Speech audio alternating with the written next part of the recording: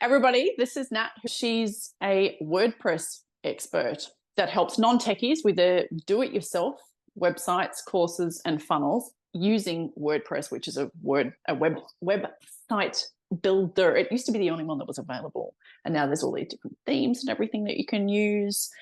And she's used to working with people that aren't techie. So the reason I've got her on here is so that you can ask her all the questions that you want about your website in the recording. Just pop your questions below and I'll make sure I tag Nat and get her to answer the questions. But I wanted to also ask Nat some questions in terms of herself and her business journey. So Nat, on that theme of actual business, what are the one or two top things that you wish you had known earlier in your business journey? Okay, so primarily, I started my business when I was 8 months pregnant with my daughter. I'd say I'm going to do all the things. I'd say and basically get as many things as I could set up as possible so that it was going to be super easy. But I'd say the whole concept of embracing simplicity and actually just starting with the basics. If I'd done that in the initial thing, I probably would have got a lot more of my business established when I first started. But most people go into the concept, particularly when they're setting up a website, that kind of thing, to go through and actually set up all the bells and whistles. I've got to have this, I've got to have that. I need to have a completely integrated booking system, or I need to have a range of different things on there for people to go through. Oh, I need to have a membership or something like that straight away. The main thing looking at your website, for example, what Sam is going through and actually having what you actually do, how you can help them, and the actual contact information there. When I went through originally, as I said, I'd started putting a range of different things in place, but it's like people coming into your world, particularly if they've just found you on the search or they've heard of you, are going to go looking for some basic information to find out what you do and how you can help them. So keeping it super simple, is one of the big things I wish I'd embraced initially. The second one, I'm going through and actually looking at, there are different things we can focus in on. A lot of the time, and I'm seeing it with a lot of small business owners, they're looking at actually building their presence online, looking at things like social media and that kind of thing. I'm going through and actually building their business up on assets that they don't actually own. So things like your website and particularly your mailing list, are two things that you have full control over as part of your business. We're seeing perfect example. Everyone, I'd say in the US is being affected by the TikTok outage being banned over there. If your sole business is based on a platform that you don't own and you've got no other means to actually communicate with your audience, you're in a bit of trouble there. So it's one of the things that I found. I've been in business for 16 plus years, but I didn't actually start my mailing list until 2020. So had I done that in the very beginning, my mailing list that obviously an audience would be significantly larger, but I would have been able to go through and trial and error different processes in terms of the way that I communicate and nurture my audience as I'm going through and actually building that up. But yeah, those are two of the key ones: simplicity and actually making sure you own the certain things. It's something that you're actually spending all of your time, or at least getting your audience off those places, other places, into something that you do own. How timely, given it was literally last night in American terms, the 19th of January, that it got banned. But I saw something else today about TikTok being reinstated, so it looks like Trump's the hero, but yeah, not go too far down that wormhole. Something like it's supposed to be up for until midnight, what's in US time, and then it's going again or something or other. So anyone that's on there, grab your content while you've got an opportunity. Wow. Two fundamentals. If you were to add anything else, would there be like a third layer? What would be the third thing that you would do, or that you would recommend? Depending on your focus, when you've got your basic website up and running, as I said, your aim is to go through, give them what you do, how you can help them, and how they can contact you, but simplifying those processes. So for example, if you are going to go through and book in sessions, for example, implementing some sort of booking system so that you don't have to keep going back and forth. You can advertise your times. I do this with my own business now. I spend a lot of time in the initial instance back and forth with clients going, oh, when are you available? When can we book this in? Do you have time on such and such? It's like making a booking calendar available with the different things that I could actually go through and offer. What's in that automation, what's in process of simplifying. I don't want to spend all of my time trying to negotiate a basic time before I can even start the work. Going through and actually having all that there, one, simplifies it, makes it more convenient for my customers as well. but it's also allowing you to get on with the things that you need to do, and focus on revenue generating activity. Mm. Something that stood out for me when I was talking to you, Nat, was the happy alarm bells were ringing, because I was thinking, if I had only spoken to or even known that I could pay people like you for a consulting, or I could do a relatively low end course for the cost of, in comparison to building a website. And had I done that, when you started work 16 years ago, I would have known how to hire a team better and not been ripped off quite as much. I mean, they're all lessons I wouldn't take back, but that's one of the benefits I find of people getting a little bit more educated about doing it Well, themselves. that's it. Realistically, it's going into business, we're learning all of these different things, but you need to do some things at least once yourself to know exactly what you're paying for, that kind of thing. It's like, I've had clients come in and say to me, my business primarily, I was a developer, so I was building sites for clients, and I've moved into teaching through the academy now. But what some clients had come in and say, we've got a quote from someone else, and they've quoted 10, 15, 20 grand to do this website. It's like, what do you need this, like, what do you need on the site? They'd list off a different range of different things. It's like, I wouldn't charge anywhere near that what's them to actually do that service. But oh, they've told me that I needed this. It's like, you've been told you need a left-handed screwdriver. Half of the things that what's were there, it's like, she's like, I don't know what it means. What's it's just what I've been told by the experts that I needed to get done. So knowing firsthand what needs to be done, okay, these are the things I need to set up, these are the things I need to take care of. It's and we see a lot of companies go through, and in terms of website maintenance, it's like, oh, we're going to maintain your website. What does that actually mean? It's like, well, if you've done it yourself, okay, you've got to take it back up, and you need to do some updates. What's that? Oh, okay. It's and then going through and looking at what they're actually charging you. Is it worthwhile as to what you're being charged, and weighing up that consideration? But yeah, a lot of people do happen. It's and get in a situation where they are, it's in lack of a better word, screwed over by developers. So it's them that basically take them for a row. Yes, and it's that fine line, isn't it? Of, okay, so you're starting your business, you're earning your first 100,000, your first couple of 100,000. It's, and in that bracket, the money matters. So it really, you can't afford to lose a lot of money, spend $10 or $20 or $30,000 on a website that you don't need necessarily. And I mean, realistically, most businesses change in that time frame. If you're a new business, you're trial and error. I went through so many different stages over the last 16 years as to what I was offering within my business. But so it's like, okay, I'm going to offer consultancy. I'm going to offer these different things. I'll offer set packages. I'll offer custom quotes, whatever it is. But so you will go through transitions. So it's same as to what you, or as you work out what you want to offer.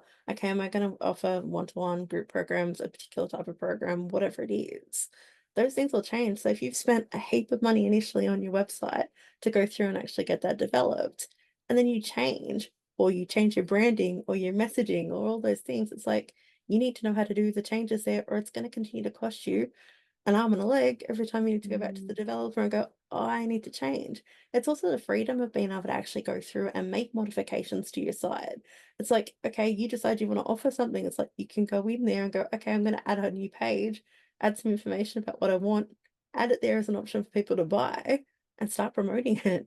It doesn't have to be a massive ordeal, but usually there's a wait time for a developer to go through and do it for you. And then it's going back and making your changes moving forward, taking that down. It's like having the freedom to go through and actually do that. That's the whole point of being in business. It's supposed to give us freedom to do the things that we want. So learning the skill set to actually manage our own sites and actually be able to go through, okay, I've decided I want to sell a digital product, or I want to create a course, or I want to put a lead magnet out, or a way to get people onto a mailing list.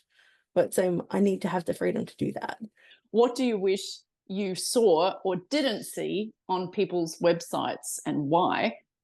That definitely answers part of that. Is there anything else that you have to add to My biggest thing is that I know that looking at the fitness industry, the industry is result driven or transformation driven.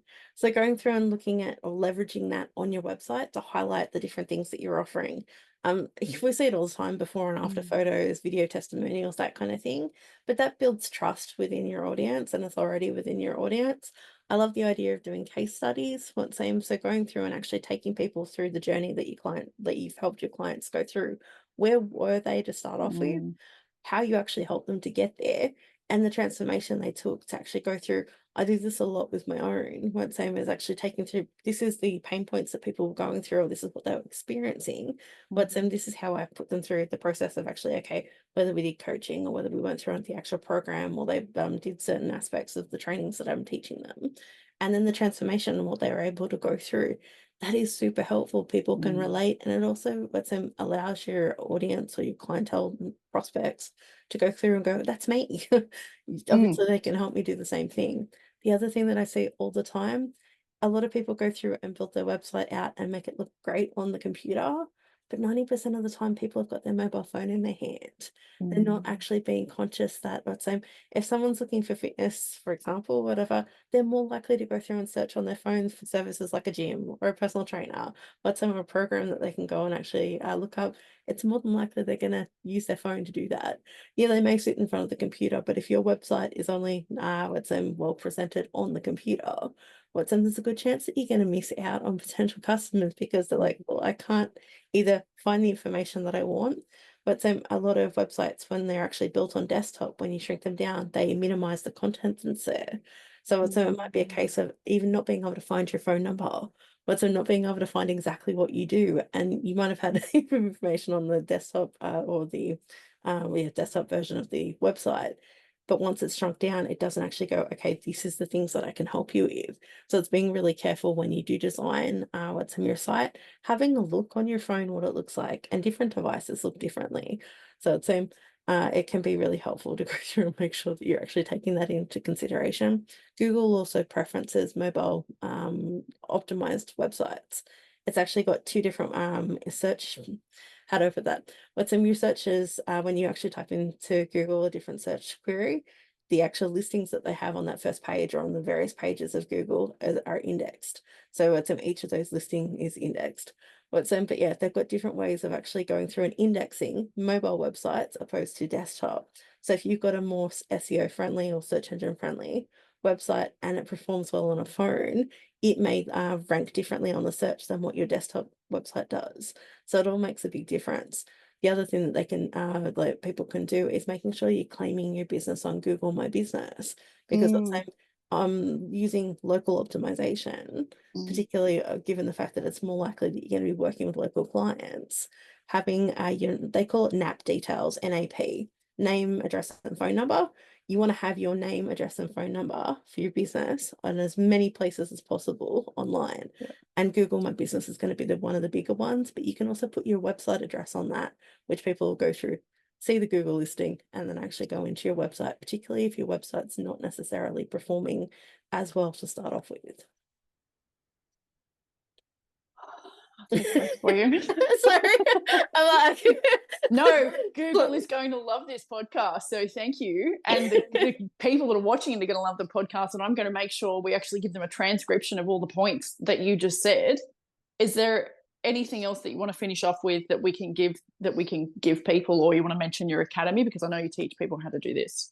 But so I just want to emphasize the fact that there's two different versions of what's in WordPress. WordPress is basically, or WordPresses can be two different forms. So there's a rented version, WordPress.com. Much like all the other platforms, Wix, Squarespace, you're renting the system from these providers. You don't actually own your website, and you're basically paying a premium monthly or annually to use their service. The version of WordPress that I specialize in is a free software. You basically pay for hosting a new domain or your website address, which is often a lot cheaper. To go through and actually set up. So there is a difference, but you actually own your website. So when you go through to actually do all these things and make changes, you're not limited to what these providers say. One, you can publish in terms of content, what functionality you provide. You're not limited to costs, and head over that. When you go through and actually use these services, for example, if you were deciding you were going to run courses or a membership, most platforms that allow that functionality say you can have one, or you can do 3. If you've got it self-hosted, or if you've got the free version of WordPress, installed on your hosting, you can have as many different things as you want and need for your business. It's got the ability to go through and support you start small and scale as your business does. It just gives you a lot more freedom. But yeah, the differentiation between their rented and self-hosted, that's a big thing. So many people get caught and build on what's in the rented system and then decide it doesn't meet their needs and have to rebuild again. So it's definitely look at long term for your business, what you actually want to achieve, whether you want courses, whether you want to go down and actually have a membership. You don't have to do it all straight away, but just look at the platform before you actually go and invest to actually get set up, because so many people come in and go, Nat, I've built this system or I've started this business, but I now want to increase or offer passive income products, or I want to offer a membership, or I want to do more online. I can't do that on Wix, or I can't do that on Squarespace, or whatever it is, because I don't have the functionality. But yeah, so I teach all of that. I run what's in the NCD Academy, so Natalie Crowe Designs Academy. And basically I teach non-techies to go through and DIY their own websites, courses, and funnels easily without all the tech overwhelm. So I've got a WordPress help membership, and we've also got what's in my signature program, NCD Academy WordPress 101, which basically takes you through the 3 stages that every WordPress website owner goes through: building and learning how to use WordPress, maintenance and taking care of your site, and also improvements to get it showing up on the search engines. So yeah, you can find me at ncdacademy.com.au, or you can check out my free Facebook group, WordPress Help Hub. On Facebook. Amazing. Thank you, Nat. I'm going to make sure all of your links are near this recording. No worries. Please ask Nat questions below this, wherever you're seeing this, or just write in and I'll connect you with Nat.